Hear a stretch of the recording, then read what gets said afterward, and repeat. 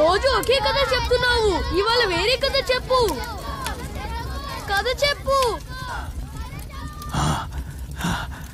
ఆ కాలపు కథ చెబుతా. ఆ వీరుడి కథ చెబుతా. వీరుడి కథ. తూర్పు దిక్కున కొండ దిగువలో ఒక పెద్ద అడవి ఉంది. నట్టుండి ఆ అడవిలో నిప్పుల వర్షం పడుతుంది. పెద్ద మంట చెలరేగి గట్టిగా అరిచింది. జీవ కళలేని మనుషులున్న శ్మశానంలాగా. ఎందుకు? పేదోళ్ల చెమటని పీల్చి పిప్పి చేసే పాపాత్ములు, దేహాన్ని చీల్చి రక్తాన్ని తాగే క్రూర సైతానులు, ఊపిరి కూడా పేనాన్ని పిండేసే దౌర్భాగ్య బతుకులు స్వాభిమానాన్ని శవంలా మోసుకుంటూ శ్మశానానికి పంపారు. వంగిన నడుము, వంచిన తల నచ్చదు విధిరాతకి. బతుకునిచ్చిన భగీరథుడి మీద కూడా పూర్తిగా తొలగిపోయింది.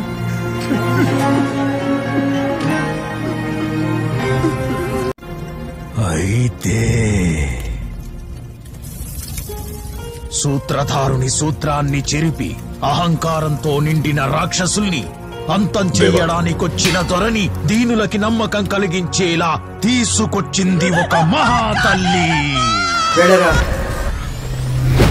కాల్చే మంటల్ని ఆర్పే వర్షాల, మృత్యువు ఇంట్లో కూర్చున్న మృత్యుంజయుడిలా, అన్యాయాన్ని ఎదిరించే ఉద్యమంలా, దశకంఠుని ఎదిరించిన రాముడిలా, మండే జమదగ్ని కోపాన్ని మించి సర్వమూ తాననుకునే పరమాత్ముని ప్రశ్నించి గర్జించిన ఒక వీరుని కథ, ఎదిరించిన ఒక వీరుని కథ.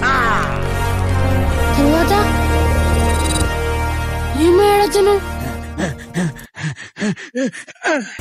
దేవా, ఎత్తిని చేతిని నరికై చావుని చూశాడు కాలి కింద ధూళిలాగా. ఒక్కడుగు ముందుకేసినా ఏసేంద్రమండి. చావుని ధిక్కరించే సుల్తానులాగా.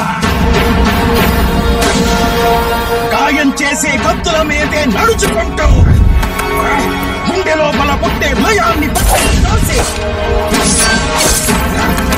వేటగాళ్లనే వేటాడే మహావేటగాడు. వీరుడొచ్చాడు, వీరుడొచ్చాడు, వీరాధి వీరుడొచ్చాడు. పులిగా పిలిసేతాడే కలిగే మనసే మనిషి కోరి రామరా ఆయుధమే